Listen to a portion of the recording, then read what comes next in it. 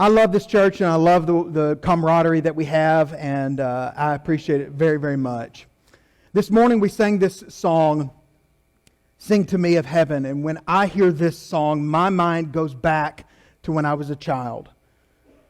At the Greenbrier Church of Christ, right on Highway 65 in the middle of town, I grew up in that congregation. My Uncle Jimmy Sutterfield led singing, and my grandmother sat right over here. We actually just had 2 rows of pews, two sections of pews with a middle aisle, and so she sat right on this side. And I remember hearing her sing that song, my Uncle Jimmy leading it, and I can still, if I close my eyes while we're singing it, still hear her voice in my head. You can't hear her, but I can. Those are precious memories for me, and you probably have precious memories for you as well, that you could plug in your grandmother or your loved one, and you think about those times that are precious to you. That's for me. And I long for the day that I can see my grandmother again. I long to be able to not just sing of heaven, but enjoy heaven. I long for that day. I was actually with my grandmother when she passed away. A number of years later, I think it was not in 2005 or 4, I guess, something like that. My grandmother passed away at Baptist Hospital in Little Rock, and I had taken some shifts with other family members and church members to stay with her in her final days. And so I happened to be there that morning, and I came in and I knew she was not going to last much longer. Her breathing was very, very labored. And it wasn't long after that she did pass away. She's got many grandchildren. Seth's one of them. Obviously, he's my brother. But I'll never forget, it's the first time I'd ever been around somebody that passed away right there in front of me. And I always remember her singing that song, Sing to Me of Heaven. And I can't help but think about how precious heaven's going to be. And it's going to be a wonderful thing. We sing that song, Sing to Me of Heaven. And I want us to think about some things that we can relate to what heaven is really all about. Because when I hear about heaven, and when I hear you singing about heaven, there's things that pop in my mind about what heaven is really all about. And the Scripture teaches us great principles about what heaven is going to be like. Eli read this passage that Paul wrote to Timothy, and he talks about, I'm ready for the Lord to deliver me safely into the kingdom of heaven. We know that heaven is where we want to be. We sing that another song, Heaven is a Wonderful Place. It's filled with glory and grace. I want to see my Savior's face. Heaven is a wonderful place. And then the bass line says, I want to go there. And I do. I want to go there, and I hope you do as well. You ever thought about why you're a Christian? Why are you a Christian? You say, well, I'm a Christian because I love the Lord. Great. That is a wonderful reason to be a Christian. I'm a Christian because I know that God exists and I want to please and serve God. Great. That's a wonderful thing. I'm a Christian because I want to go to heaven. That's me personally. I want to go to heaven. And you know what? I'm assuming that there's a lot of us here that are Christians, and you may have your own reason of why you're a Christian. Have you ever thought about why you want to go to heaven? Why do you want to go to heaven? I want to go to heaven because that's where my Lord is. That's a good answer. I want to go to heaven because I don't want to go to hell. That's a good answer too. I don't want to go to hell. Every time I see a fire, I look at a fire and I think, oh my goodness, I can't imagine being in that for all of eternity. The pain and the suffering, smoke, I can't imagine. It's just horrible. I want to go to heaven because I don't want to go to hell. That's a good reason, a valid reason. Why do you want to go to heaven? This morning I want to share these 4 things with you. They're in your bulletin as well. Usually I don't just reveal all of the points out, but this one I just decided to reveal it out for you. I want to go to heaven mainly because there's great rest that's there. Wonderful rest that the Lord is going to provide for us. Look over with me at Revelation chapter 14 this morning. Just real quickly, we're going to hit several passages, but Revelation is a good place to start. It's the very end of your Bible. Revelation 14. Starting in verse 13, John writes and says, I heard a voice from heaven saying, write. In other words, write these things down. And he's told this multiple times in the book of Revelation. Write this down. And so he says, write. Here's a quote from heaven. He says, blessed are the dead who die in the Lord from now on. Yes, says the Spirit. The Spirit says yes. So that they may rest from their labors, for their deeds will follow them.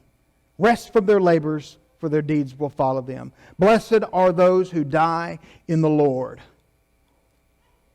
To be blessed, it's the same word that Jesus uses in the Sermon on the Mount when he talks about the Beatitudes. Blessed are these people, blessed are these people, blessed are these people.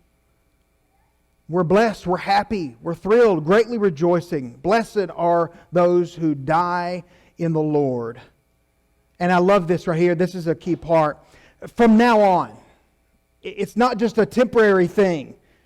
You know, it's not like, well, this is the blessing that's going to be there available for someone for a time period. No, he says, from now on. That tells me that what God has in store for us as Christians is what He has in store from now on. The plan that He has laid out in front of us is the plan that will always be. It doesn't change. It's not going to change. It's from now on. Blessed are those who die in the Lord from now on. Yes, says the Spirit, for they have rest from their labors. And the word labors here is the idea of being, of working. Hard work. You rest from that work. And then he says, for your deeds. And we think in our English, we think deeds and labor is the same thing. But actually in the Greek, it's two different words right here. The idea is that your deeds is your behaviors. Your deeds, the things that you have done, will follow you. You work, you die in the Lord, and you're going to have rest from that work. And then your behaviors, the things that you did, will follow you. If you've done good things, then good things follow you. If you've done bad things, that's another story. Here he's talking about good things. Blessed, happy, glorious, glad are you. For those that have died in the Lord can have rest from their works, the hard labor, and their behaviors. The things that they've done will follow them. I'm longing for that rest. Aren't you? I long for it. Sometimes rest is far from us. And here on this earth, rest is a temporal thing. You rest for a while and then you work again. And then you need rest all over again. That's just the way that God has designed us as humans. But now this is going to be a rest that's perpetual rest. And when you can rest, then you can relax. And we need to be able to relax, don't we? I long for relaxation.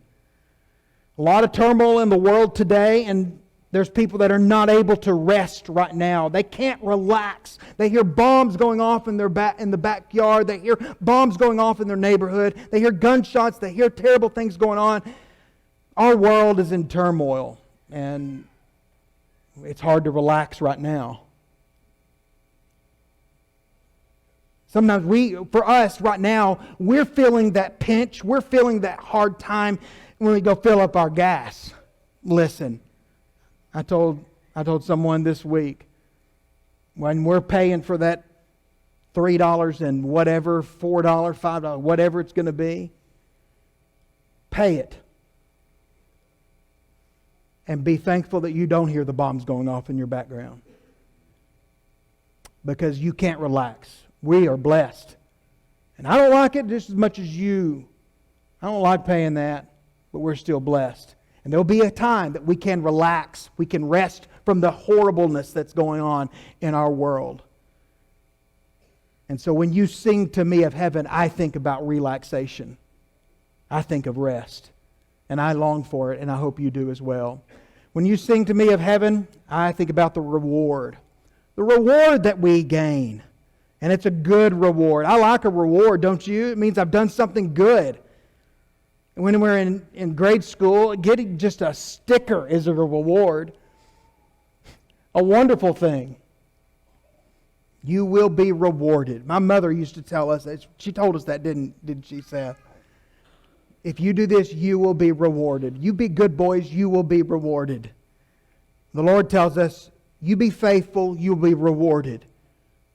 Jesus has a reward for us. He has something to give us, to render to us, because we've done well, and that is heaven. That's the reward that we get. There's two passages that I want you to look at. Matthew chapter 5 and verse 12. This is right in the middle of the Sermon on the Mount. And Jesus has just said in verse 11, "Blessed are you when people insult you and they persecute you and they falsely say all kinds of evil against you because of me." And then verse 12, he says, "Rejoice." Okay, wait a minute. When I'm persecuted, when I'm insulted, when I'm hurt, when I see all this evil around me and I'm a victim of that evil, I don't want to rejoice. Jesus says, "Rejoice and be glad, for your reward is in heaven, and it is great," is what he says. And then he says, "For in the same way they persecuted the prophets who were before you." In the same way, those prophets, they dealt with it too. They were insulted, they were ridiculed, they were persecuted. They've got their reward. If you are going to go through that same kind of thing, you too will get your reward just like those prophets. That's what he's telling us. This word reward means that you're going to get what's coming to you. A lot of times we use that as a bad thing. Oh, you're going to get what's coming to you. But when we talk about getting paid for something or getting a wage or being hired for something, you're going to get what's coming to you. That's a good thing. And Jesus is using this word, reward, as a payment, as a wage, something that you deserve because you've done well and endured even when they persecuted you and hurt you. You can do this. That reward is great. Another word for that is it's many. It's many. There's a lot of it. There's plenty to go around. We're not going to run out of this reward. It's there for everyone, and you can have it. That's sing to me of heaven. Sing to me of the reward. In Revelation 22 and verse 12, John writes again, and he's recording what Jesus says at the very end of our very end of our Bible, very end of the book. Jesus says, "Behold, I am coming quickly, and my reward is with me to render," to give, to dole out to every man according to what he has done. What a beautiful thing. He's coming, and he's got a reward. It's the same word that's used back in Matthew when Jesus says it there. He's going to give it back, and he's going to give it accordingly, as in the same way to what you have done. It goes back to those deeds. Your behaviors follow you. He's got a reward based upon your behaviors. And that reward is heaven. And see, when you can get the reward, that's when you can enjoy it. And I want to enjoy it. I want to enjoy that reward. When I was a kid, my parents would let me buy some action figures here and there. I had Teenage Mutant Ninja Turtle stuff. I had He-Man stuff and wrestlers. And then I got a little older. I started collecting Star Trek Next Generation. I'm a huge nerd, okay? I live up to it. Star Trek Next Generation action figures. And there's part of me that says, boy, I wish I would have left them in the packaging. I think they'd be worth, well, they probably wouldn't be worth much more. But I played with mine. I played with them. My parents, they bought me the transporter. They bought me a shuttlecraft and the Star Trek Enterprise. Oh, man.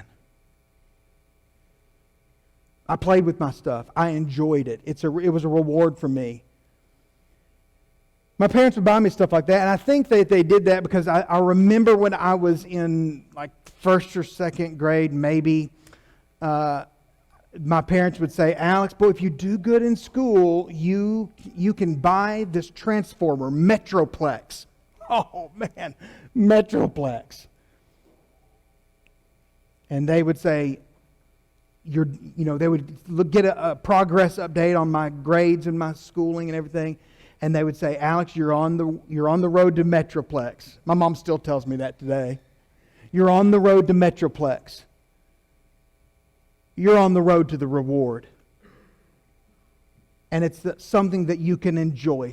Something that not necessarily you play with, but you get to enjoy it. That's heaven. Sing to me of heaven. Sing to me of the reward. Sing to me of the thing that I'm going to enjoy. When I think about singing about heaven, I can't help but think about a great reunion. I told you about my grandmother. I've lost my grandmother, my grandfather, and my other grandfather, all within a few years of each other. I've got one grandmother left, and I'm thankful. We all have those people, and you know them in your mind that you miss right now. I know you do. I know you miss those people. I know you miss your wife. And the good thing is, you are going to be able to see that person again. There's going to be a great reward and great rest. But more than anything, I'm looking for that great reunion. To be with those people that I've lost, that I love, that died in the Lord. People that are faithful, they're enjoying the reward. And I want to be there with them one day as well. Two passages that I want you to think about. In Genesis chapter 25, verse 8, it says that Abraham breathed his last and he died in a ripe old age, an old man and satisfied with life. What a great thing. And it says, and he gathered to his people.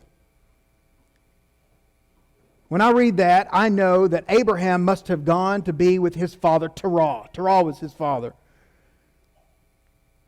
Now, Terah was buried remember, Abraham is from the land of Ur. And so, Terah is buried in Ur. But Abraham, when he died, he was buried in the land of Canaan, two different places. But the Scripture says that he was gathered to his people. What does that mean? That means that those two people, Terah and Abraham, are together in another place, and I think that's heaven. I think that's where they're at. And it teaches me that no matter where my loved ones are, there is one common place that we're all going to head to. For those that die in the Lord, the reward is great. Jesus says in Matthew chapter 8 and verse 11, He says, I say to you that many will come from east and from west. Let's give some context to this first. Jesus has entered into Capernaum, and He's healed a person of leprosy, cleansed the leper.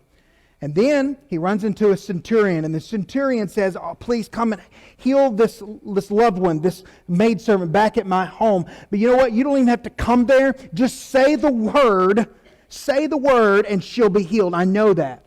And Jesus says, He's just amazed, and He expresses how amazed He is. He says, no other greater faith has been found in Israel than what was right here in this man. And then He says this, I say to you, many will come. The centurion, the Roman, not a Jew.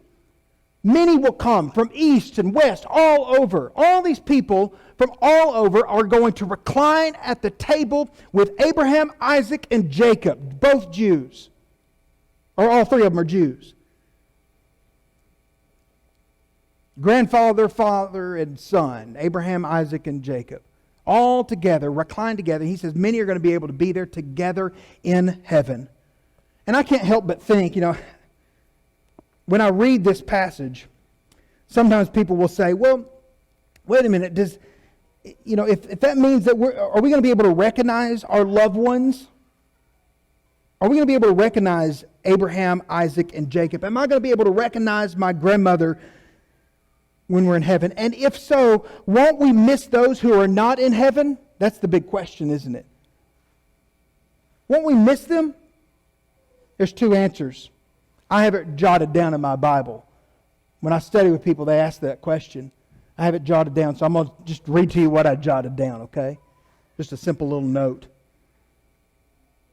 Number one, God solves all problems. The book of Revelation says He wipes away every tear. Every tear. He solves all problems. So if there is that possibility that you could miss a loved one, God will solve that problem.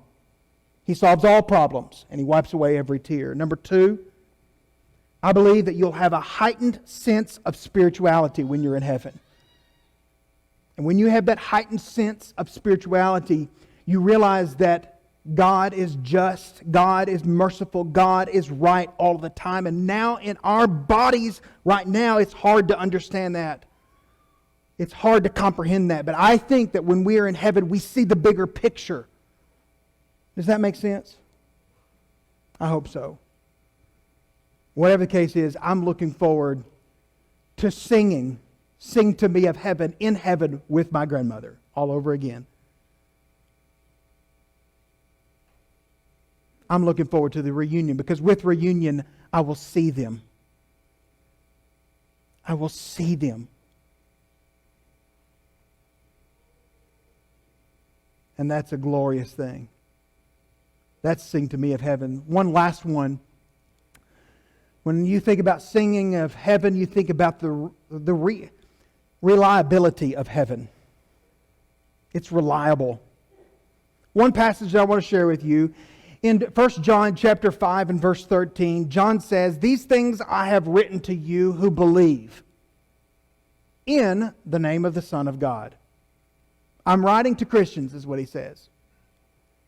So here I am. I'm writing these words to people who believe. So John says, so that you may know. Believe and know. 2 major key words right there. You can know that you have eternal life. You can know it.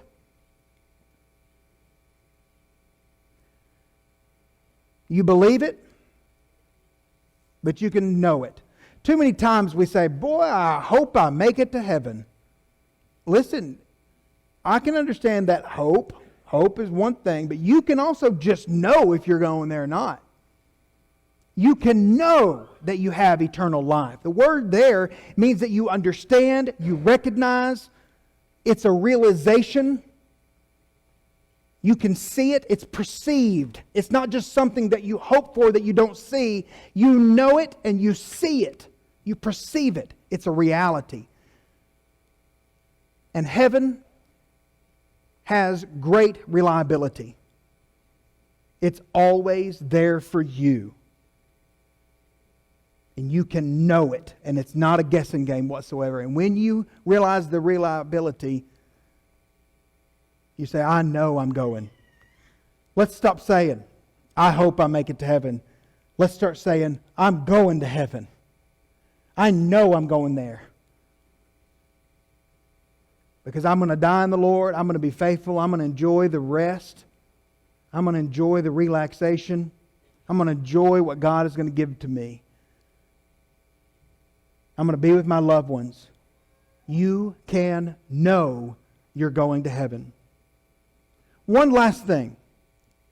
One last little R word. I've given you all these R words to make it simple and easy to understand, right? One last R word. The only way that you're going to be able to go to heaven is if you resolve in your mind to obey the gospel. You make that resolution that I'm going to follow Christ. I'm going to be a disciple. I'm going to have my sins washed away in His blood when I reenact His death, His burial, and resurrection and baptism. And I've resolved it in my life that I'm going to be faithful unto death so that I can receive that crown of life. Revelation 2 and verse 10. Resolve. And every single person in this room this morning, we get to resolve it. Sing to me of heaven. For when you sing to me of heaven, you encourage me. And you tell me about this great rest. You tell me about this great reunion and this reward and the reliability of heaven. Sing to me, sing to all of us of heaven. If you need to respond to the Lord's invitation this morning, resolve it in your heart to do so, and come as together we stand and as we sing.